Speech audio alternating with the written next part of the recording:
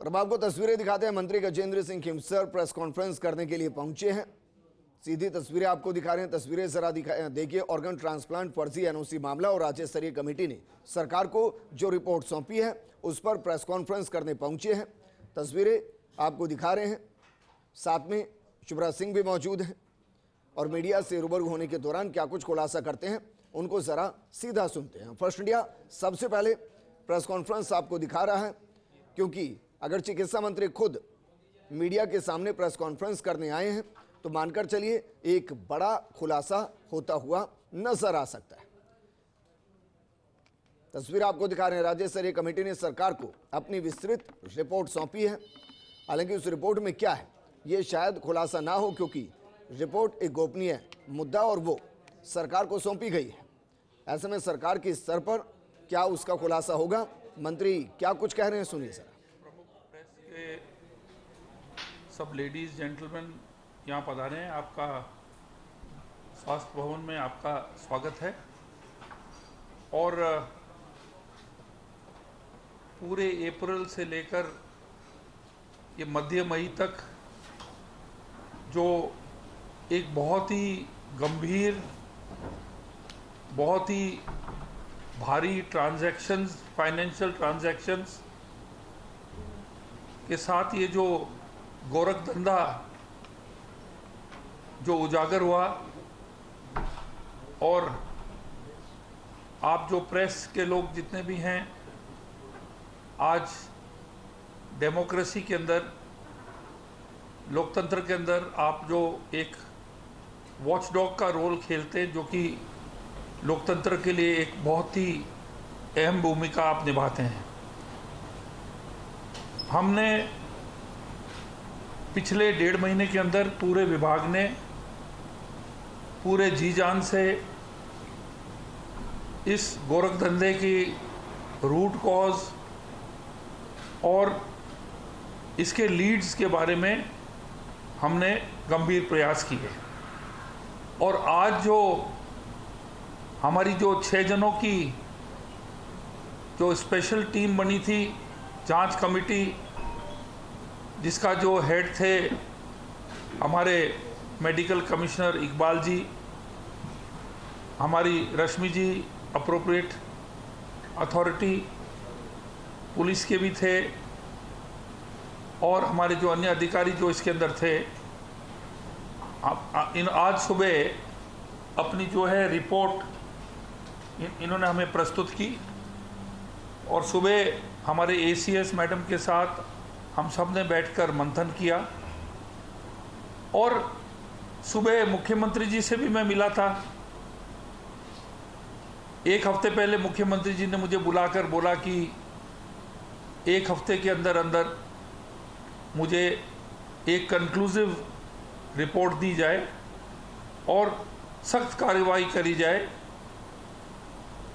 मतलब कोई भी तरह का हम टॉलरेट नहीं करेंगे, हमारे स्टेट के अंदर ऐसे गोरख धंधे हों। और 1 वीक के अंदर हमने बैठ के आज एक कंक्लूजन पर हम आ गए हैं। और प्रमुख 4-5 बातें मैं आपको शुरुआत में बोलूँगा कि, और मैं कई प्रेस के लोग मुझसे मिलते रहे, मैं जो कुछ बोलूँगा I will speak with proof, I will speak with documentation in black and white. झूठ नहीं बोलूँगा। जो भी बोलूँगा मैं उसको डॉक्यूमेंट्स के साथ सपोर्ट करके, कभी भी आप पधारें, इट इज़ ओपन हाउस, आपको मैं डॉक्यूमेंट्री प्रूफ आपको प्रस्तुत करूँगा, ताकि आपको एहसास हो जाए कि हमने जो हार्डवर्क किया है और जो हमने जितने भी जो अलग अलग तारों को खींच के हम कंक्लूजन पे आए हैं। सबसे पहली जो चीज़ है वो है कि ये जो स्कैम जो है, हमने कम से कम इसकी जड़ें जो हैं हमने 2020 से हमने ट्रेस कर ली हैं।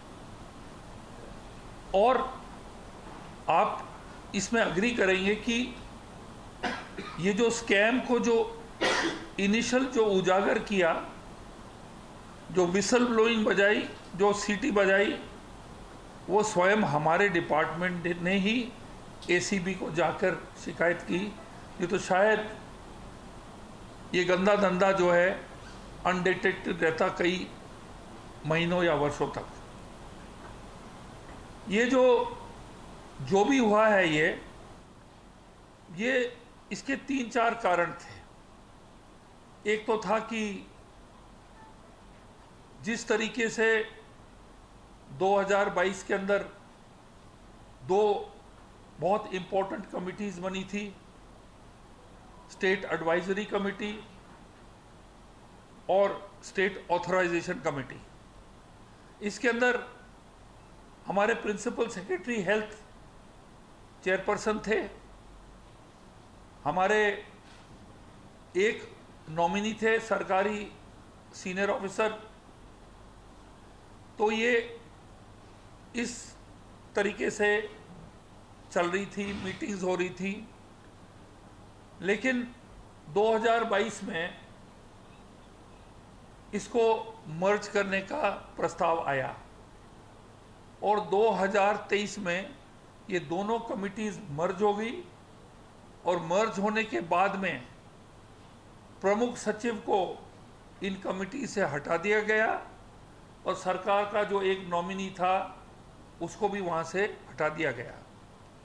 कहने का मेरा मतलब है कि ये जो कमिटी थी ये एक सेंट्रल कंट्रोल से चलाई जा रही थी। इसके अंदर जो डेमोक्रेसी जो थी वो बिल्कुल खत्म हो गई थी। पिछली सरकार के अंदर पावर सेंटर्स बन गए थे जिनकी वजह से डिपार्टमेंट के अंदर एक बहुत भारी खौफ था। जो मर्ज कमेटी जो बनी, पहली चीज तो मैं आपको ये बोला कि 2020 से ये रैम्पेंट हो गया। सेकंड चीज है कि इसको एक पावर सेंटर बना के मर्ज कर लिया गया और सरकार को इससे हटा दिया गया। तीसरा है कि सोटो जो है, हमारे भंडारी जी जो हैं उनको कई प्रमोशंस मिले पिछले सरकार में और वो उनको प्रमोशन मिलके वीसी बन गए। और जब वीसी बनते हैं तो सोटो का पद जो है उसको त्याग देना मैंडेटरी होता है। वो पद जो है वो ले गए साथ में। एजे मेहता जो उनके साथ थे उनको भी जो है प्रो वीसी के रूप में आरयूएचएस में ले गए। मेरे पास डॉक्यूमेंट्स हैं, लेटर हैं कि हमारे केंद्र सरकार के जो डीजी हेल्थ है उनका लेटर आया है और उन्होंने विशेष तौर से ये लिखा है उसके पैरा 3 के अंदर कि कृपया करके आप विस्तृत जानकारी लेकर और आप इसकी जांच कराएं कि एसएमएस मेडिकल कॉलेज का जो पावर और जो था वही लोग जो है वो वहाँ से उनका जो मूवमेंट आरयूएचएस में हुआ उसके ऊपर बहुत भारी प्रश्न चिन्ह लगाया गया कि ये जो रोल था इन्होंने हाईजैक करके सोटो को आरयूएचएस में ले गए। उसके बाद ये भी झूठ बोला कि सोटो के हम चेयरमैन है ही नहीं, हमारे पास पूरे दस्तावेज हैं, सर्टिफिकेट्स बांटे जा रहे हैं, उस पर मोहर लगी हुई है सोटो चेयरमैन की, उसके ऊपर डेट लिखी हुई है। पोडियम पे हम बैठे हुए हैं तो जैसे शुभ्रा जी एसीएस का प्लेकार्ड लगा हुआ है, वहाँ पर चेयरमैन सोटो का प्लेकार्ड लगा हुआ है। और जब एजे मेहता ने रिजाइन किया अपने प्रो वीसी से तो चिट्ठी भी जो मार्क करी गई फरवरी 2024 में, उसके अंदर भी it was marked to chairman सोटो डॉक्टर भंडारी। तो ये जो सेंट्रलाइज करके इसको सरकार को अलग करके जब ये हुआ और डॉक्टर बगरहट्टा और डॉक्टर अचल शर्मा को, इन दोनों को ये स्टीयरिंग कमेटी जो बनाई इसके अंदर ये 2023 के अंदर मिडिल 2023 के अंदर ये इसको मान्यता दे दी गई और ये फंक्शनल हो गई। आपको अचंभा होगा कि एक भी मीटिंग नहीं हुई और ये जो एडमिनिस्ट्रेटिव नेग्लिजेंस इसको बोलो आप, उससे ज्यादा कुछ है वो अभी आगे मालूम पड़ेगा हमें। मतलब एनओसीज के लिए कोई आ नहीं रहा है हमारे पास, कोई एप्लीकेशन महीनों से नहीं आ रहा है, तो हम क्या फिर भी दाल में काला हमें नजर नहीं आता है। और इसी की ओट में, इस कंप्लेसेंसी की ओट में ये जो गौरव सिंह जो है इसने अपना रोल खेलना शुरू किया। एप्लीकेशन कोई भी प्राइवेट हॉस्पिटल का वो इंटरसेप्ट करके उसको आगे भेजता नहीं था, और जो डॉक्टर बागड़ी है वो लिख देते सेंड क्या टू द फाइल, क्या लिख देते, Put up on the file put up on the file before the the committee. और डॉक्टर अचल शर्मा और डॉक्टर बगरट्टा दोनों सीधे एसीबी के पास गए, ना विभाग के पास आए, ना एसीएस को रिपोर्ट किया, सीधे एसीएस के पास एसीबी के पास जाकर उसके 10 दिन पश्चात एसीएस को इन्होंने इन्फॉर्म किया। इसमें ये सब तथ्य को देखकर और ये जो रिपोर्ट आज आई है, हमने उनको जो है 16 सीसीए का नोटिस आज ही हमने थमा दिया है, दोनों को।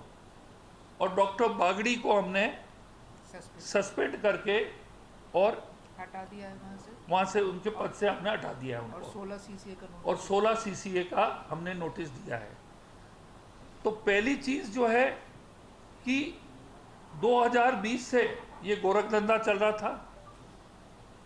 हमारी सरकार के टाइम में अभी हमने ही इसको उजागर किया, और जब हमारे पास जो भी रिपोर्ट आई हमने उसमें कड़ी से कड़ी सजा दी।